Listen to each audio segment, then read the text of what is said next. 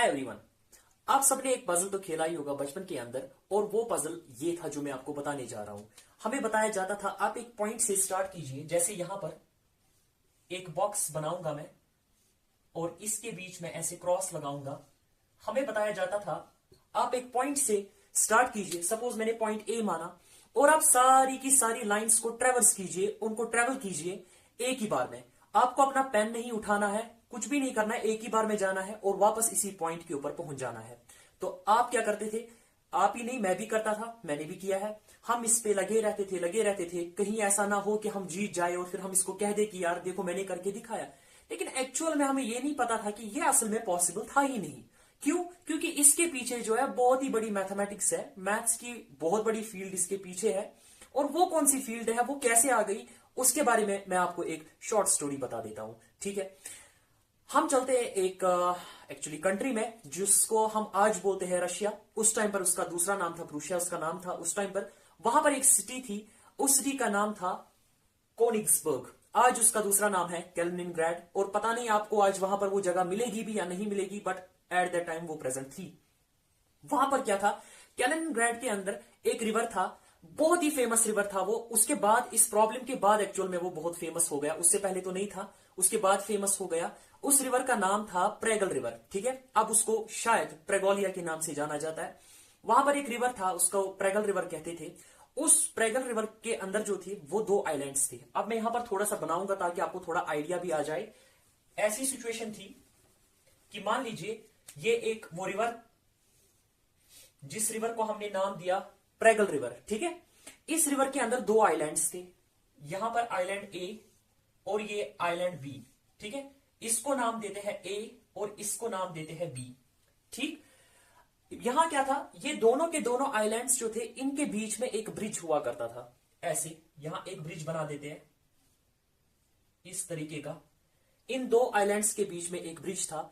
और ये जो आप यहां लैंड एरिया देख रहे हो, ये वाला और ये वाला, चलो इसको नाम देते हैं सी एंड दिस इज डी। ये लैंड एरियाज थे। ठीक है, यहां से इस लैंड एरिया से इस ए पर दो ब्रिजेस थे, एक यहां से ऐसे और ऐसे। ये एक ब्रिज ऐसे था, यहां से एक और ब्रिज था, यहां पर भी दो ब्रिजेस थे इस लैंड या एरिया से यहां तक के।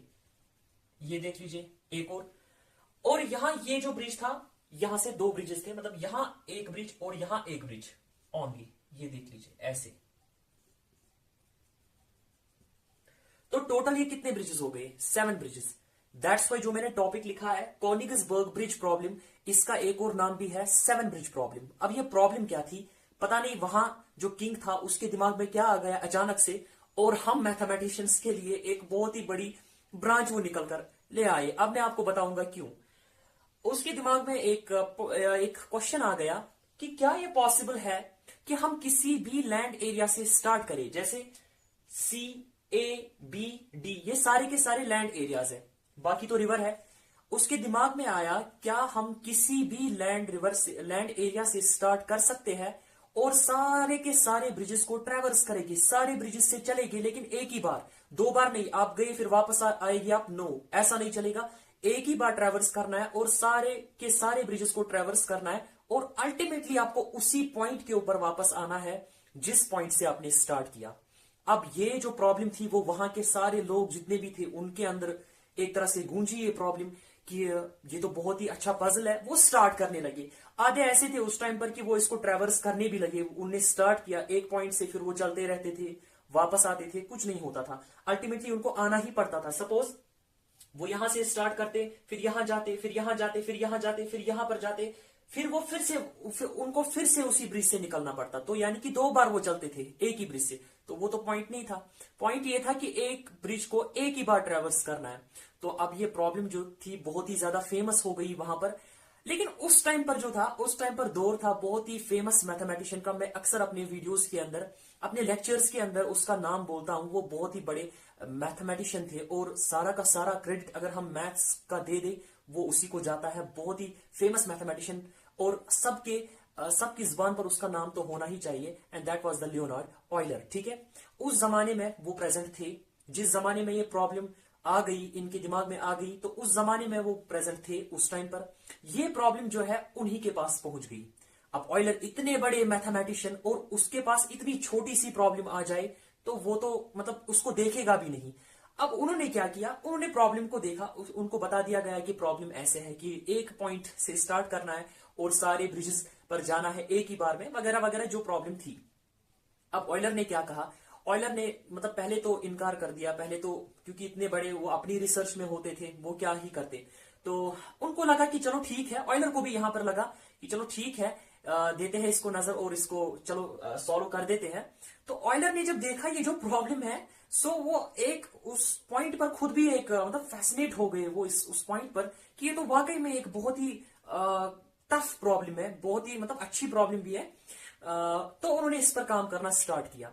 उन्होंने अपनी वो उस जमाने की नोटबुक्स वगैरह लाई, वो जिससे लिखते थे वो उस जमाने में बनाना स्टार्ट कर दिया। अब क्योंकि ऑयलर वहां गए नहीं थे, इस जगह पर वो गए नहीं थे, वहां पर देखने नहीं गए थे कि यहां पर क्या हो सकता है, मतलब यहां से मैं स्टार्ट करूंगा फिर यहां जाऊंगा फिर यहां ना। ऑयलर को इसका मैप भेजा गया था कि ये प्रॉब्लम क्या है और कहां पर ब्रिज है, कहां आइलैंड है, वगैरह वगैरह। ऑयलर ने क्या किया, वो इस प्रॉब्लम को देखते गए और उन्होंने अपनी नोटबुक पर बनाया इस ब्रिज को। लेकिन उन्होंने क्या किया, उन्होंने ऐसे नहीं बनाया जैसे मैंने आपके सामने रखा है। ऑयलर ने एज्यूम किया कि जो ये लैंड एरियाज है सी डी ए और बी, उसने बोला मैं इनको एक नाम दूंगा, मैं इनको एक डॉट से रिप्रेजेंट करूंगा और उन डॉट्स को हम बोलेंगे वर्टिसीज। ठीक है, अब देखिए ये एक वर्टिसीज है, ये दूसरी है, ये तीसरी है और ये फोर्थ वर्टिसीज है। आई मीन अगर यहां पर मैं रफली बनाऊं, ये देख लीजिए, अगर हम ऐसे बनाएंगे, सपोज ये पॉइंट ए है और यहां पर पॉइंट बी है, यहां पर पॉइंट सी रखते हैं और यहां पर पॉइंट डी रखते हैं, ये सारे लैंड एरियाज हैं A B C D. Euler ने बिल्कुल ऐसे ही बनाया, मॉडल किया इस प्रॉब्लम को। अब जो ये ब्रिजेस थे, उसने बोला कि इन ब्रिजेस को हम लाइन से रिप्रेजेंट करेंगे। आई मीन उसने किया लाइन से रिप्रेजेंट और उन लाइंस को उसने नाम दिया एजेस। देखिए जैसे यहां से यहां तक जो थे दो ब्रिजेस थे, मैंने सॉरी एक ब्रिज था यहां से यहां तक, ये देख लीजिए ये एक ब्रिज, और यहां बी और सी के बीच में ये देखिए एक ब्रिज, यहां से भी यहां सी से बी तक भी है और बी से डी तक भी है एक ब्रिज, ये रहा बी, बी से डी तक। और आप देख लीजिए ए से डी तक दो ब्रिजेस है, यहां से गया एक, यहां से गया दूसरा। ए से सी तक भी दो ब्रिजेस है, ये रहा एक और ये रहा दूसरा। ऐसे ऑयलर ने इसका एक ग्राफ बना दिया। अब ऑयलर इसको देखता गया तो फाइनली जब ऑयलर ने इसके ऊपर मतलब बहुत काम किया, वो भी देखता गया पहले कि मैं यहां पर स्टार्ट करूंगा फिर यहां से जाऊंगा, यहां से जाऊंगा, वहां से वापस आऊंगा, वहां से कुछ भी नहीं मिला। ऑयलर ने एक बहुत ही इंपॉर्टेंट यहां पर एक आप कह सकते हो रिसर्च की। उसने बताया कि एक्चुअल में ये पॉसिबल ही नहीं है इस प्रॉब्लम में कि हम स्टार्ट करेंगे एक पॉइंट से फिर सारे ब्रिजेस को ट्रेवल करेंगे वंस और फिर वापस उसी पॉइंट पर आ जाए। क्यों? ऑयलर ने बोला कि ये जो ग्राफ बनाया गया है, इस ग्राफ में हर किसी वर्टिसीज की डिग्री जो है वो इवन नहीं है। आप देख सकते हो अगर आप पॉइंट सी पर जाओगे, यहां पर इसकी जो डिग्री होती है, मतलब वर्टिसीज इन पॉइंट्स को बोलते हैं, इनकी जो डिग्री होती है वो क्या होती है, इन पॉइंट्स के ऊपर कितनी लाइंस जो होगी वो कनेक्ट होगी। फॉर एग्जाम्पल ये जो पॉइंट है यहां पर तीन लाइंस कनेक्ट है, एक दो तीन। इस बी पर एक दो तीन, सेम डी पर भी तीन है, चलो ए पर एक दो तीन चार पांच, ए पर पांच है। तो यहां पर उसने देखा कि जितनी भी यहां पर वर्टिसीज है उनकी जो डिग्री है वो इवन नहीं है। हालांकि इन सब की जो डिग्रीज है वो इवन होनी चाहिए, मतलब या तो दो होनी चाहिए सबकी, या तो चार, किसी की चार, किसी की छह, किसी की आठ, ऐसा कुछ होना चाहिए। ये नहीं कि आपके पास ग्राफ है वहां एक वर्टिसीज है उसकी डिग्री जो है वो तीन है, ऐसा नहीं होना चाहिए। इवन डिग्री होनी चाहिए, इसकी भी इवन, उसकी भी इवन, इसकी भी इवन और इसकी। उसने बोला तब ये पॉसिबल हो सकता है कि हम स्टार्ट करेंगे एक पॉइंट पर, ट्रेवर्स करेंगे सारी की सारी लाइंस को और अगेन हम उसी पॉइंट के ऊपर पहुंच जाएंगे। और जब ऑयलर ने ये बात बताई, वहां से मैथ्स की एक नई फील्ड डेवलप हो गई जिसको आज हम बोलते हैं ग्राफ थ्योरी। ठीक है,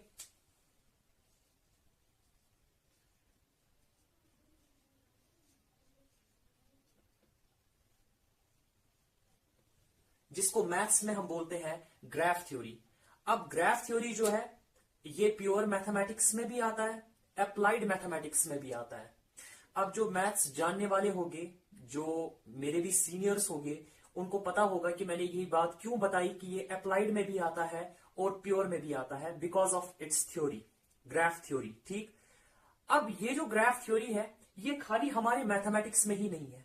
आज अगर देखा जाए तो कंप्यूटर साइंस के वर्ल्ड में ये नंबर 1 पर ही आती है। अगर आपको पता होगा डेटा स्ट्रक्चर्स में ये तो आता ही है, वहां पर ट्रीज भी आता है, आपने पढ़ा होगा। ये ग्राफ्स वगैरह, ट्रीज, ये सारे उसमें आते ही है और हमें प्रोग्राम बनाने पड़ते हैं इन चीजों को सॉल्व करने के लिए। लेकिन कब? जब ऑयलर ने ये प्रॉब्लम दे दी थी, जब ऑयलर ने इस प्रॉब्लम का सोल्यूशन दे दिया, तब जाकर ये मैथ्स की ब्रांच जो है वो नहीं से यहां पर आ गई।